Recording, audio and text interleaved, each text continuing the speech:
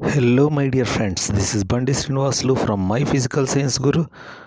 In this video, we are going to have a glance on the mind mapping of human eye and colorful world. The mind map of human and colorful world. What we are going to discuss. Actually, in the previous chapter, we discussed about light, reflection, and refraction. In that, lenses are there. Using lenses, so where the image is formed, where the object is placed, that we have discussed in the last chapter.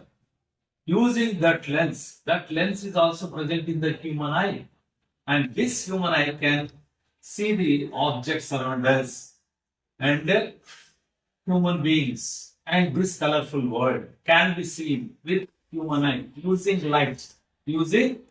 కాబట్టి ఈ మనము ఇది వరకు చదివినటువంటి కాంతి పరావర్తనము మరియు వక్రీభవనంలో ఎలా మనము చూడగలుగుతాం, దాంట్లో ఉన్న కటకాలు ఏంటి, వస్తువులు ఎక్కడ వచ్చినప్పుడు ఎక్కడ దాని ప్రతిబింబం ఏర్పడుతుంది అనేది మనం చదివినాం. ఇప్పుడు ఈ చాప్టర్ లో ఏం చదువుతున్నాం మనము, కన్ను లోపల కూడా కంటి కటకం ఉంది.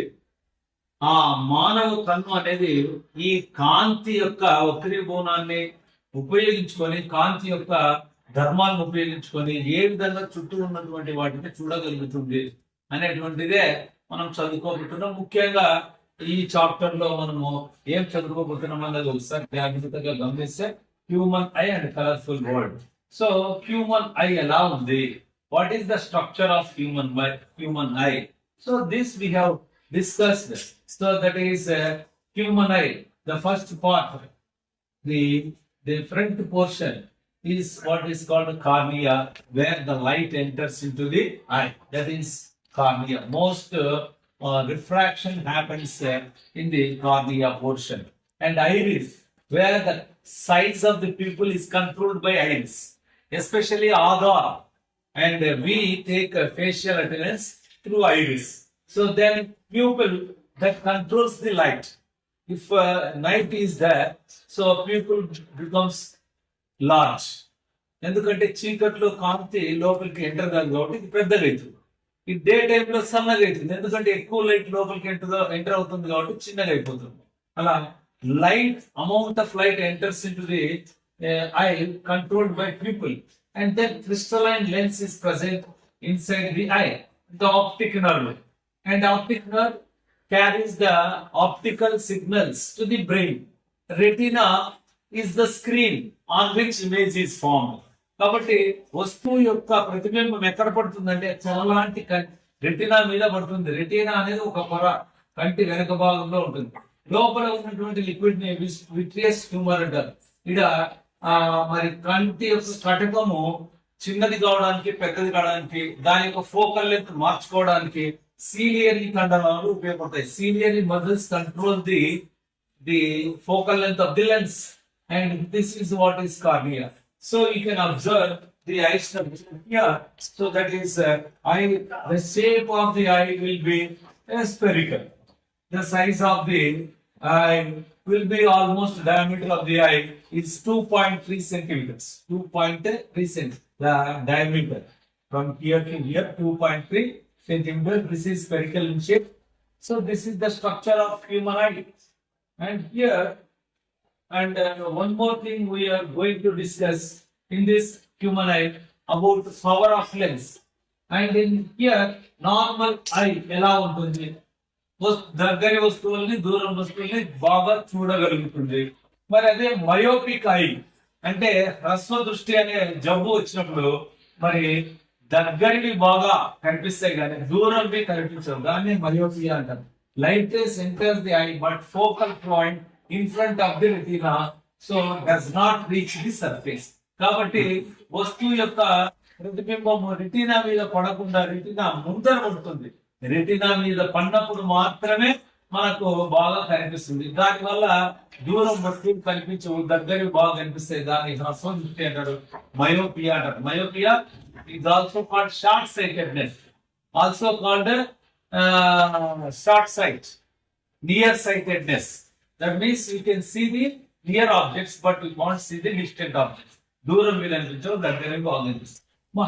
హైపరోపియా ఆర్ హైపర్ మెట్రోపియా అంటాం. సో దీన్ని దీర్ఘ దృష్టి అంటారు తెలుగులో. అంటే దూరంవి అంటే బాగా కనిపిస్తాయి, దగ్గరవి కనపడవు. అలా ఎందుకు జరుగుతుందంటే focal point of the light rays entering the eye are behind the retina causing visions close up but clear vision in the distance. దూరంవి డిస్టెంట్ ఆబ్జెక్ట్స్ ని క్లియర్ గా చూస్తాం, దగ్గరవి చూడలేదు. కారణం ఏమంటే ఇమేజ్ అనేది రెటీనా వెనకల పడుతుంది, దాని యొక్క రెటీనా మీద పడకుండా రెటీనా వెనకల దాని ప్రతిబింబం పడుతుంది. కాబట్టి సరిగా దగ్గరవి కనిపించవు, దూరంవి మాత్రం క్లియర్ గా కనిపిస్తాయి. ఇదంతా కూడా ఎక్కడ చదువుతున్నాం మనము, ఇదే చాప్టర్. ఇంకా ఐ డిఫెక్ట్స్ లో నార్మల్ ఐ అంటే క్లియర్ గా ఉంటుంది. మరి జబ్బులు అంటే కంటి జబ్బుల్లో మొదటిది మయోపియా, రెండవది హైపరోపియా, మూడవది ప్రెస్ బయోపియా. ఫస్ట్ది హ్రస్వ దృష్టి, రెండవది దీర్ఘ దృష్టి, మూడవది చత్వారం. చత్వారం అంటే so just like hyperopia, the focal point of the light rays reach behind the retina, and however the cause is a physical change of the eye lens, creating blurred images at the reading distance. కాబట్టి ఇక్కడ చత్వారంలో వయస్సు పెరిగే కొద్దీ కంటిలో వచ్చినటువంటి మార్పుల వల్ల physical change of the eye lens leads to the blur the image reading at distant objects. కాబట్టి మనకు జస్ట్ హైపరోపియా మాదిరిగే ఇది కూడా రెటీనా వెనకల పడుతుంది, ఇమేజ్ రెటీనా మీద పడదు.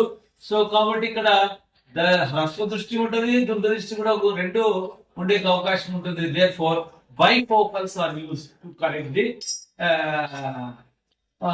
ప్రెస్ బయోపియా. అంటే ప్రెస్ బయోపియా అనేటువంటిది చత్వారము, కంటి యొక్క సామర్థ్యము, చూడగలిగే సామర్థ్యం, సర్దుబాటు సామర్థ్యం తగ్గిపోవడం వల్ల దగ్గరికి దూరం రెండు కనపడవు. దాని వల్ల కాన్కేవ్ లెన్స్, కాన్వెక్స్ లెన్స్ రెండు ఉపయోగించి దాన్ని బైఫోకల్స్ అంటారు. దాని సహాయం